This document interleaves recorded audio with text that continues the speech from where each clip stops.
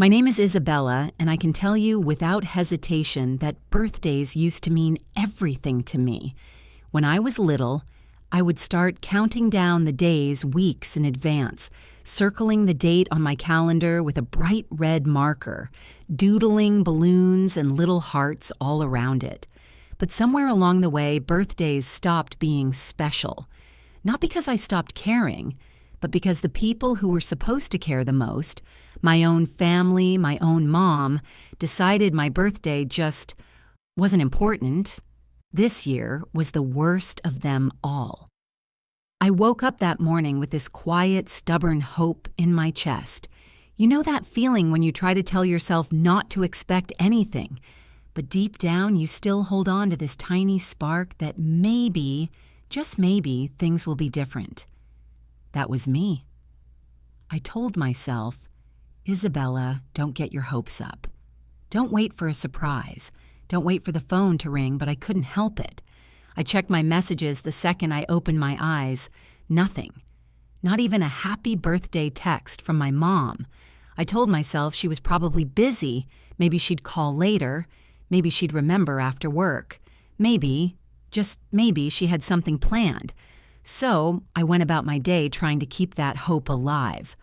I worked from home that morning, answering emails, drinking my coffee a little slower than usual, waiting for the phone to buzz. My roommate, Jenna, popped her head into my room around 9 a.m. "Happy birthday, Issa," she said, grinning, holding up a cupcake with a single candle stuck in the middle. I laughed, genuinely touched, and blew out the candle. "You didn't have to do that," I said. "Of course I did," she replied. "You deserve it." Her little gesture warmed me, but at the same time, a painful truth settled in my chest. Jenna wasn't even family. She remembered. She cared. Why couldn't my mom do the same? By noon, I still hadn't heard a word from her. I stared at my phone like it was some kind of enemy. Every buzz, every notification, every junk email made my heart jump, thinking it was finally her. But no, nothing. I could feel that lump in my throat growing. When I was younger, birthdays at my house were complicated. Jason, my older brother, always got big parties, gifts, balloons, the whole thing. My mom would go all out for him. She'd bake his favorite cake, invite his friends, decorate the living room. But when it came to me, it was like she ran out of energy. Sometimes she'd forget to even buy a cake. Sometimes she'd just hand me a $20 bill and say, "Go get yourself something." But still, every year, I thought maybe things would change. And here I was, on my 27th birthday, realizing nothing had changed at all. That evening, Jenna insisted we go out. "You can't sit here sulking," she said. "We're going to dinner." My treat, I didn't argue. I needed the distraction. We went to this cozy little Italian place downtown, and for a few hours I let myself laugh and enjoy the moment. I posted a picture of my pasta on Instagram, half hoping my mom would see it and remember. When I got back home that night, I checked my phone again. Still nothing. That's when it hit me like a brick. My mom had gone the entire day without acknowledging that I existed. Not one text, not one call, not one happy birthday. I lay in bed staring at the ceiling, tears blurring my vision. It wasn't about gifts. It wasn't about parties. It was about feeling like I mattered. And once again, I felt invisible. Here's the thing about pain. It doesn't always come in loud, dramatic moments. Sometimes it comes quietly in the absence of words, in the silence where love should be. That night, as I cried myself to sleep, I made a decision. If my mom couldn't see me now, one day she would. One day she wouldn't be able to ignore me, and that day came sooner than I ever expected. Because not long after that birthday, I drove home in a brand new car, a car that turned every head on the street. And when my mom saw it, suddenly the woman who had ignored me, dismissed me, forgotten me, wanted me back. Growing up, I always knew I wasn't my mother's favorite. She never said it outright, of course, But sometimes love isn't measured by words. It's measured by attention, by gestures, by the way someone looks at you like you matter. And if that's the case, then Jason, my older brother, was her sun, moon, and stars. Jason was the golden child. He was loud, charming, and always seemed to know how to get our mom's attention. When he got a good grade, she bragged about it to the neighbors. When he scored a goal in soccer, she took pictures like she was the team's official photographer. Meanwhile, I could come home with straight A's and maybe, get a distracted good job, Isabella. Birthdays made that imbalance crystal clear. I still remember when Jason turned 10. My mom threw him this massive backyard party. There were balloons everywhere, a bounce house, even a magician. I remember standing in the corner, clutching a cupcake, watching all his friends run around while my mom laughed and fussed over every detail. And then, 3 months later, it was my birthday. I turned 8. What did I get? A small store-bought cake with my name misspelled in blue icing shoved on the kitchen table after dinner. No balloons, no friends. Just a blow out the candles, Issa, before they melt. I told myself it didn't matter. I told myself maybe next year would be different. But it wasn't. As I got older, the pattern didn't just continue, it got worse. Jason wanted new sneakers. He got them the next week. I needed new art supplies for a school project. Mom said they were too expensive. Jason wanted a video game console. She saved up and bought it for him. I wanted dance lessons.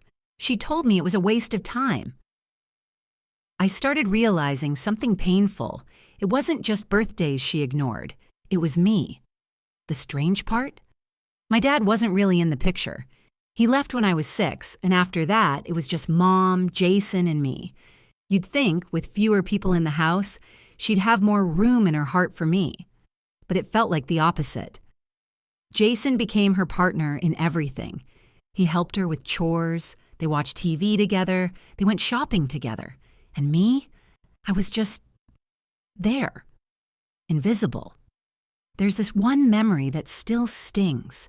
I was 15, and I had been working for weeks on this huge art project for school, a mural on a giant canvas. I stayed up late every night painting it. I was so proud when I finished. I brought it home and set it up in the living room, waiting for my mom to walk in and see it. She walked right past it, didn't even glance at it.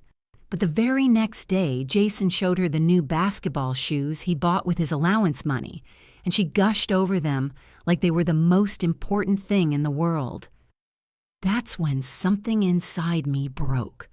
It wasn't about shoes or paintings or even birthdays. It was about being seen, being loved, being wanted. And in my own house, I wasn't. By the time I hit college, the resentment had turned into distance. I stopped trying to get her attention, stopped showing her my achievements, stopped waiting for her approval. But the little girl inside me still wanted her mom to show up, to remember her birthday, to say, "I'm proud of you." So when she ignored me this year, when she didn't even send me a 2-word text, it didn't just hurt as an adult. It hurt as that same little girl who once stood in the corner of a birthday party, holding a cupcake, wondering why her mom couldn't love her the way she loved Jason. That night, after crying myself to sleep, I thought back on all those years, the forgotten birthdays, the missed opportunities, the way she only ever seemed to want me around when it was convenient. And I made a vow to myself, if my mom couldn't see me as someone worth celebrating, I'd make sure the whole world saw me instead. I didn't know how yet, but I knew one thing for sure. I was done being invisible. Little did I know that decision was the start of everything, the start of my independence, the start of my success, the start of a new Isabella, the Isabella who would one day pull up in a car so sleek, so shiny, that even my mom, with all her selective blindness, couldn't look away.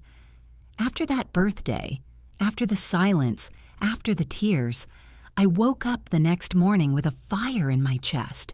I couldn't keep waiting for my mom to notice me. I couldn't keep sitting around hoping for her approval like some prize I was never going to win.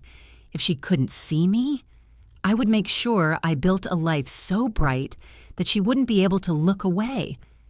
At first, though, it wasn't easy. I was 27 working a regular 9-to-5 marketing job that paid just enough to cover rent and bills.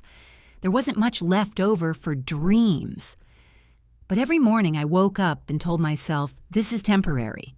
I started freelancing on the side, taking small projects after work, designs for local businesses, social media campaigns for startups. It meant long nights, a lot of coffee, and very little sleep. Jenna, my roommate, would peek into my room at 2 a.m. and shake her head. "Issa, you're gonna burn out." But I just smiled. Better to burn out chasing something than sit around invisible forever. Slowly, the work paid off. Clients started recommending me. Bigger opportunities landed in my inbox. And for the first time, I began to see my worth, not through my mom's eyes, but through my own hard work. 6 months later, I quit my 9-to-5. It was terrifying. My mom didn't even know. I hadn't told her much of anything at that point. But I knew if I kept betting on myself, I could make it work. And I did.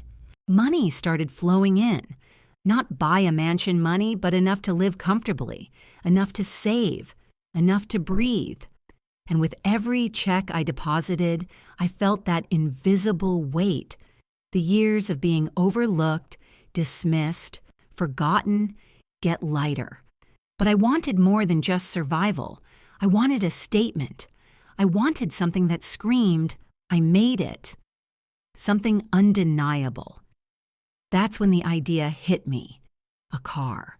Not just any car, the car. The kind of car that turned heads on the street. The kind of car that made people stop and look. The kind of car my mom could never ignore. For months, I researched, saved, and budgeted. I scrolled through listings at midnight, ran numbers in my journal, cut back on everything unnecessary. Jenna teased me for living on instant noodles, but I didn't care. Every dollar brought me closer to that dream. Finally, one crisp Saturday morning, I walked into the dealership. The place smelled like leather and fresh polish. Shiny cars lined the floor, reflecting the overhead lights like jewels. A salesman approached, all smiles. "Looking for something special?" "Yes," I said, my voice steady. "I know exactly what I want." When I slid into the driver's seat of that sleek, jet-black car, I swear my whole body buzzed. The leather hugged me. The steering wheel fit perfectly in my hands, and for the first time in years, I felt powerful. This wasn't just a purchase. This was proof. Proof that I wasn't invisible. Proof that I could create a life without anyone's help. Proof that I was worth celebrating, even if my mom never did. I signed the papers, handed over the down payment, and walked out with keys that jingled like freedom in my pocket. Driving that car for the first time was like stepping into another version of myself. Windows down, music blasting, city lights reflecting off the hood. I felt unstoppable. And for the first time, I didn't think about my mom. I thought about me.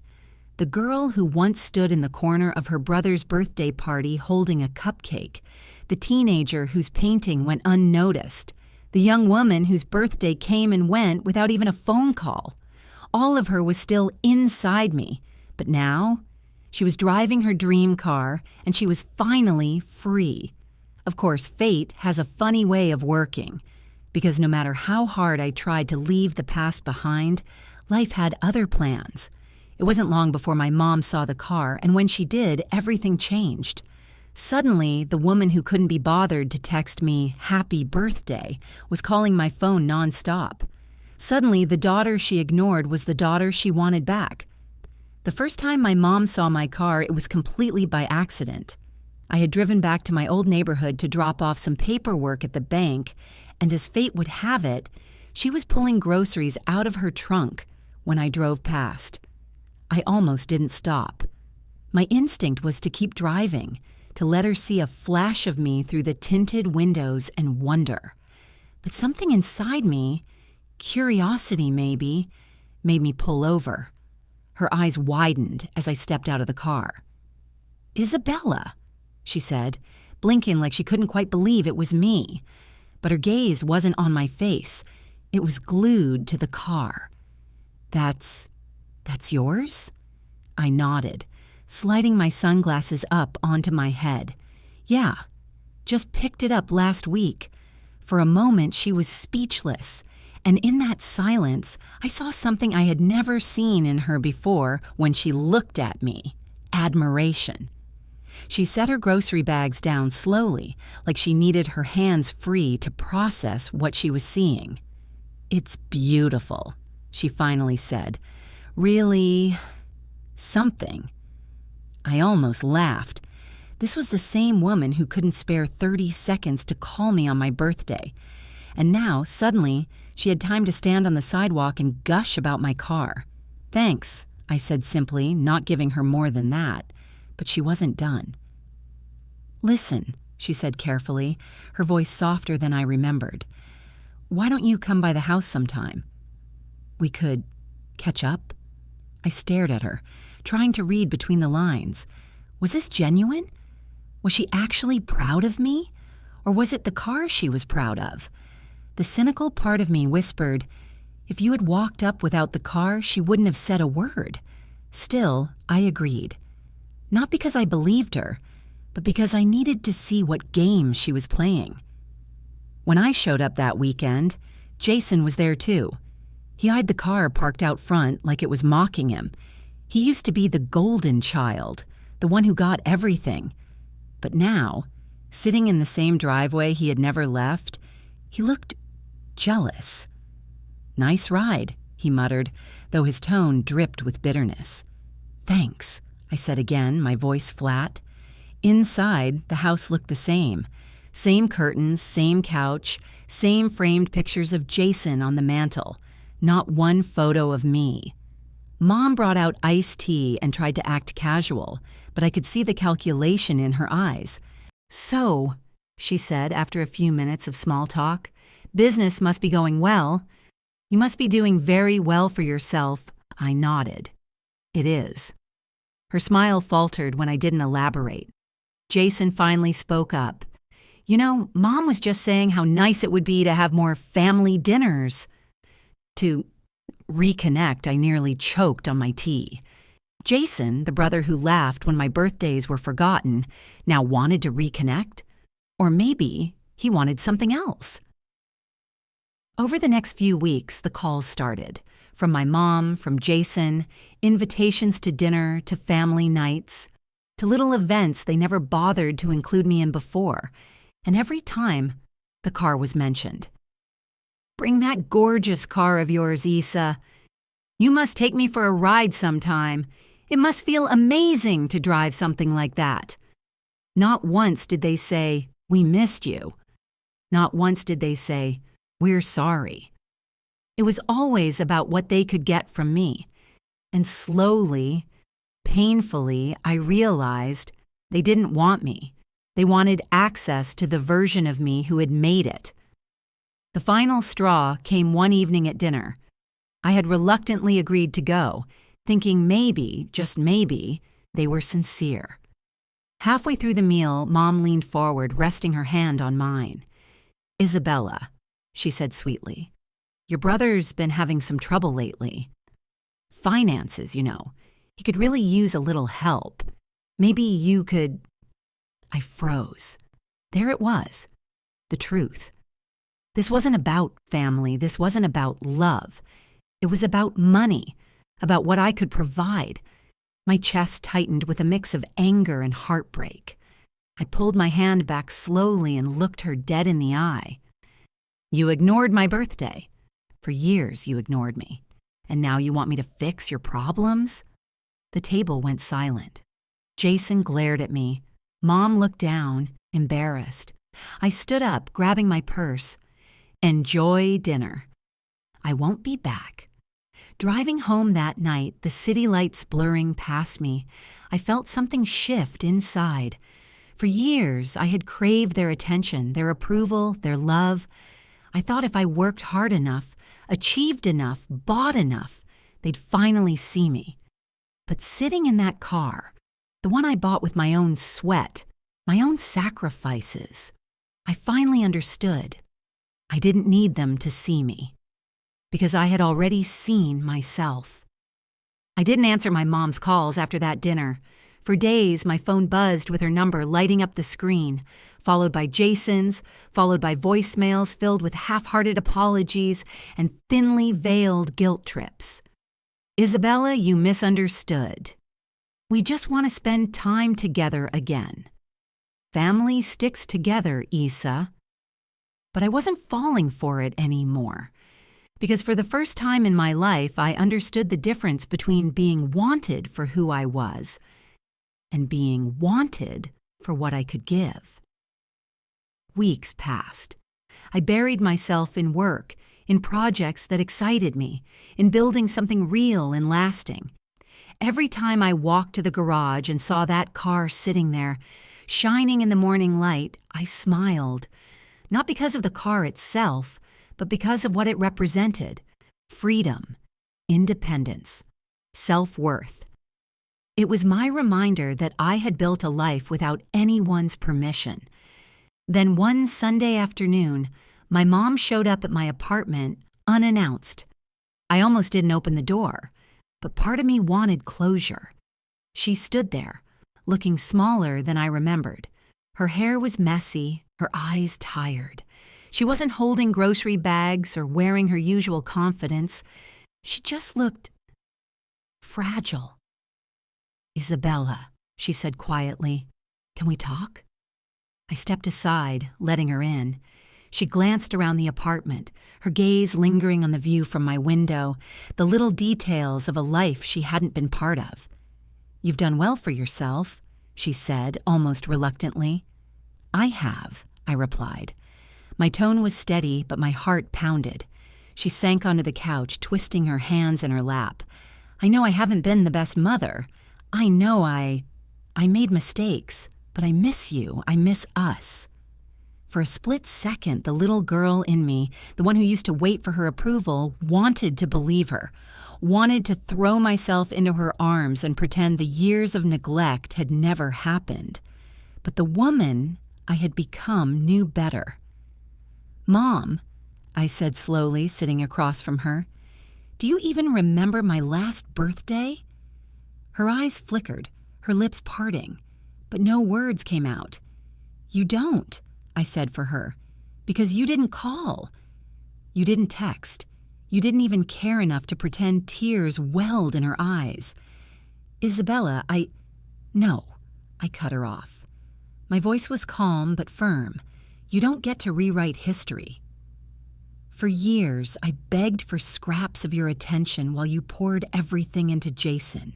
You made me invisible in my own home, and the only time you showed up was when I drove up in a car you couldn't ignore."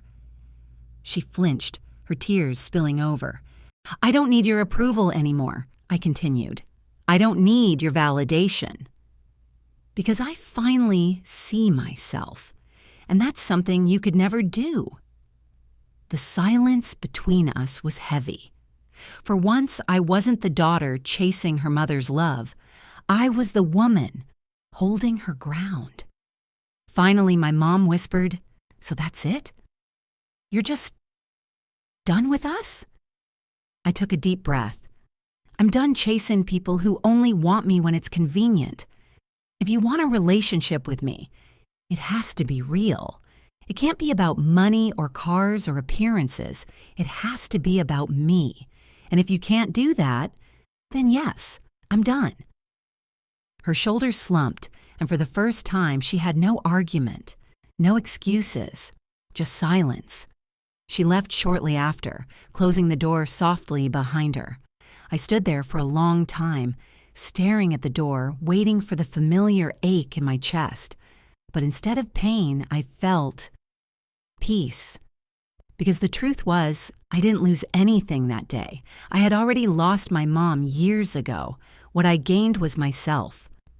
Months later, I heard through mutual friends that Jason was still struggling, that my mom was still trying to hold the family together, that life in that old house was nothing like the picture-perfect image she always wanted to present. And me? I was thriving. I had built a business I loved. I had surrounded myself with people who celebrated me, not for what I had, but for who I was.